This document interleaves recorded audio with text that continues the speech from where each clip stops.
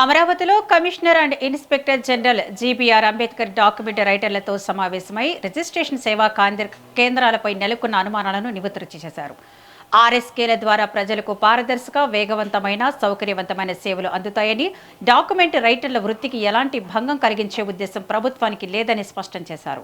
Commissioner వివరణతో సంతృప్తి చెందిన document రైటర్ల సంఘం తమ సమ్మెను విరమిస్తున్నట్లు ప్రకటించింది. రేపటి నుంచి రాష్ట్ర వ్యాప్తంగా యథావిధిగా సేవలు అందిస్తూ రిజిస్ట్రేషన్ కార్యకలాపాలకు సహకరిస్తామని తెలిపింది.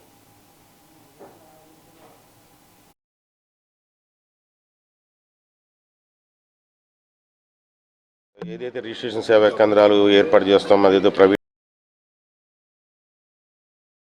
గత సోమవారం నుండి document writers pen drive down సమ్మె కింద ప్రకటించి వాళ్ళు నిరసన తెలియజేస్తారని చెప్పని మీ అందరూ తెలిసిన విషయమే.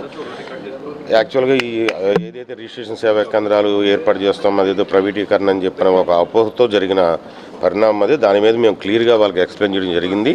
రిజిస్ట్రేషన్ సేవా కేంద్రాలు ఎందుకు పెడుతున్నాము, ఎక్కడెక్కడ పెడుతున్నాము, అవి ఎలా నిర్వహిస్తాము, అలాగే వారికి ఎటువంటి ఇబ్బంది లేకుండా కార్యక్రమాలు ఎలా జరుగుతున్న దాని మీద వాళ్ళకు పూర్తిగా వివరణ ఇవ్వడం జరిగింది.